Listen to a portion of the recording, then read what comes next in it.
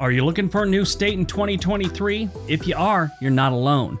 2023 is predicted to be one of the most active years for state-to-state relocation on record. Today I'm going to tell you the ones that you should probably avoid. As we come out of the pandemic, a lot of states have started to turn things around. Every state took a hit over the last few years. Some, in my opinion, have set themselves up for success post-COVID. Others, not so much. Some states are dealing with old problems that have gotten worse since the pandemic while picking up some new ones. These are states that are going to get worse before they get better. This video is my opinion based on information that I've been taking in over the last year. Are all these states 100% horrible? No. Will they struggle in 2023 and beyond? I think so. If you think a state shouldn't be on this list, I would love to hear about it in the comment section below. These are just my opinions and why I have those opinions. Yours are just as valid as mine, I'm sure. Got it? Get it? Good. Let's take a look.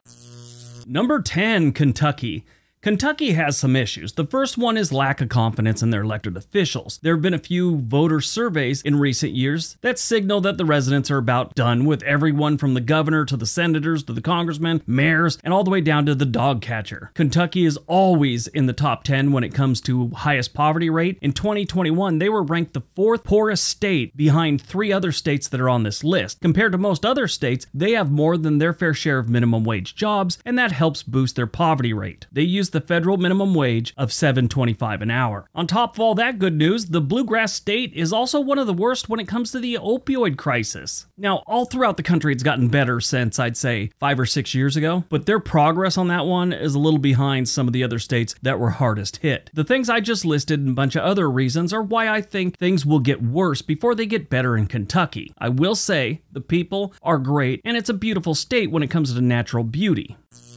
Number 9, Ohio. Ohio is another state where the residents are starting to say they're not digging what's going on with their politicians. I don't want this to get all political or anything like that, so I won't, point any fingers, but I did notice that on a lot of the surveys where they asked people to give their opinion, one politician in Ohio seems to be the most hated politician in the country. Congratulations, Ohio. Ohio's biggest problem is its cities. I mean, their rural areas aren't terrible, and they have some really nice small towns, but they have more than their fair share of rundown cities. Cleveland is not great. Toledo's a nightmare. Youngstown ain't great. Cincinnati's nothing to get excited about. Dayton, Ohio's kind of a nightmare. And even Springfield, Ohio has a crime rate that's 150% above the national average. Now, obviously, any state, you could say, well, their cities, their stats are bringing them down, and that's the problem. I mean, California has San Francisco, Los Angeles, Stockton, Fresno. But California is a huge state. You could fit almost 3 Ohio's in California. Community Solutions ran a survey on Ohio voters and asked them what's the biggest problems this state faces: economics, addiction problems, and inflation. One of the best things going for Ohio is their real estate prices aren't as terrible as other states in the area. They're not rising as fast as other things. Now that's statewide. Some of the cities you could point out that the real estate prices are jumping pretty good. That's how it is in cities.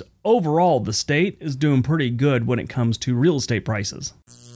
Number 8, Oregon. Now, the Beaver State has got some problems. Actually, it's got one big problem, and it's called Portland, Oregon. I'm currently in the Portland metro area right now. I live in one of the suburbs. Oregon overall is a pretty good state, and I think if we could get rid of Portland, it would be considered one of the better states. We have amazing landscapes, a great beer scene, no sales tax. We just have Portland, Oregon, which is like one of the homeless capitals of the United States. Now, in recent months, it's been getting a little bit better, and they're cleaning up the streets, but it's still a problem. They've just moved them to other areas. Now, Salem and Eugene aren't the greatest cities in the country either, but they're not nearly as bad as what's going on in Portland. At least Ohio and California have a bunch of cities bringing them down. We just got one, really. I reached out to the mayor's office a couple weeks ago asking if I could ask him just one single question for a video. I even told them the question. It was going to be fun. It wasn't a gotcha question or anything like that. I never got an email back, nothing. Now, do I think Oregon's going to get better next year? No, definitely not. Portland's going to continue to drag it down. I mean, the eastern half of this state has decided they want to move to Idaho. Not themselves. They want to move the whole state, like cut Oregon in half so they could just be part of Idaho. This will never happen. It's delusional to think that it would. Idaho doesn't even want these people. There's a better chance of being chased down the road by actual flying monkeys than there is for Oregon to split in half and Idaho taken taking the eastern half of Oregon. But yeah, in 2023, 2024, maybe even a couple years after that, Portland's going to continue to drag Oregon down.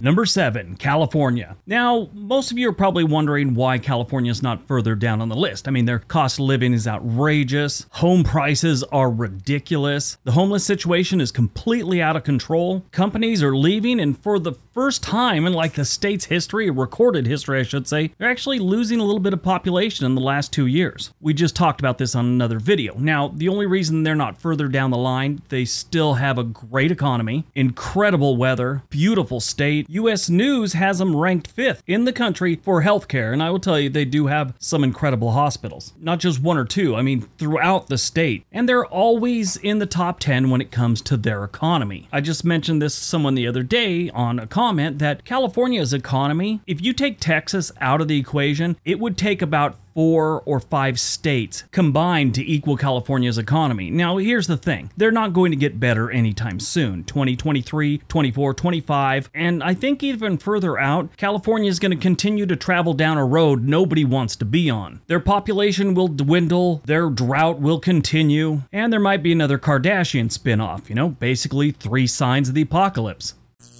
Number 6, Oklahoma. Oklahoma really doesn't get good ratings in a couple different things that are important. Healthcare, they're like ranked 48th in the nation. Their education, they're 42nd. And then if you look at their crime, they're ranked 44th in the nation, which isn't great. On top of that, they're in the top 10 for states with residents on public assistance. That being said, Oklahoma City is getting better than what it was in the past. It's turning into a true international city. I mean, they are adding a lot of tech companies there, a lot of tech workers are moving to Oklahoma City, and Tulsa on top of that. I just did a video not too long ago from MakeMyMove.com and Stillwater, Oklahoma, which is a good-sized town, about 45,000 residents. They're one of those cities that's trying to entice remote workers to come live and buy a home in Stillwater. Stillwater's not a bad place. Now, where Oklahoma isn't doing good is a lot of their small towns. Small towns are dying in Oklahoma on a pretty good scale. I've been doing that series about small towns in the United States, and Oklahoma has a lot of small towns that are struggling and still losing population. So I think Oklahoma City is going to continue to do good in the future, Stillwater also, and Tulsa is, like I said, doing okay. The rest of the state, not so much. They're going to suffer for quite a while.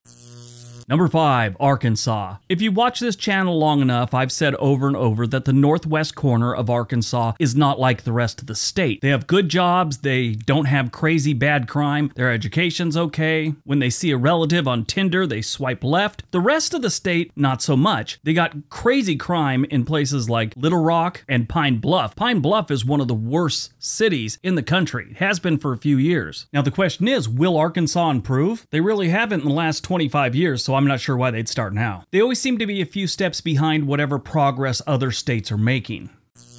Number 4, Alaska. Alaska is known as the last frontier, and for many decades, people have been drawn to this state for its natural beauty, different type of lifestyle, open land, the great outdoors, and fishing and oil jobs. But living in Alaska comes with a price, and that price is in the form of cost of living. Throughout the years, people have sort of put up with the high cost of living because there was other benefits to living in Alaska. And a lot of the jobs they had there paid really well, so it was worth it. They also have the Permanent Fund, which is a check everyone that's a permanent resident in Alaska gets every single year. It has to do with oil profits and things like that. It can be as low as $1,000 a year, and their best year was 2008 when everyone got a check for $3,269. Well, in the last few years, a lot of these industries have started to slow down, whether it's just they don't have the work or they have more automation, so they're needing fewer and fewer people, meaning fewer and fewer jobs. And if you don't have jobs, people don't stick around. Now, there's a lot of good in Alaska, obviously the outdoors being the main bonus to living here. Sadly, more and more these days, fewer people are finding that as enough to keep them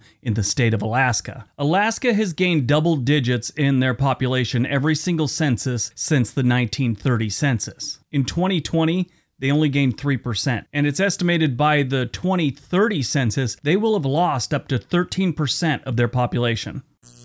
Number 3, New Mexico. New Mexico has a whole bunch of problems, and some of them are pretty bad. Their crime rate's pretty high, their schools aren't good, their poverty rate is through the roof. They're actually number 3 in the nation for the highest poverty rate at 18.2%. Now, that's of 2021 numbers. My understanding is they've climbed since then. I've seen reports where it's now 19%, and I've seen other ones where it's like 18.8, so it's somewhere in there. Of course, they have budget problems on just about everything, so that means different services are being cut. If you look at where they rank for their different things, crime, they rank 47th, their economy, they're 45th, their education, they're 50th. There aren't really a lot of good stats going on in New Mexico. The people are nice, it's got great sunsets, that's about it. Is it going to get better? I don't see that happening for at least another 5 years to maybe a decade or 2. I mean, they almost always get better in some aspects, but overall, all these states are just going to be going downhill for at least the next few years.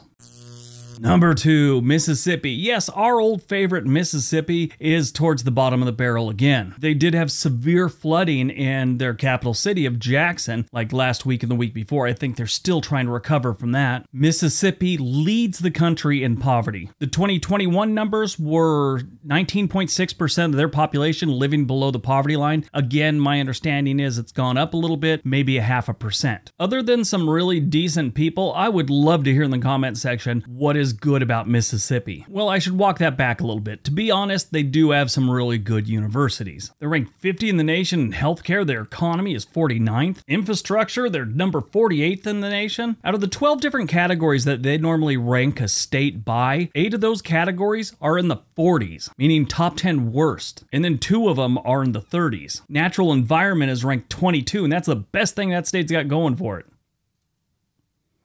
All right, before we get to number 1, don't forget we have another channel called On This Day. There is a link down below. We would love it if you went over there and clicked on some videos, watch them, please subscribe. And if you haven't, subscribe to this channel. All right, on to number 1.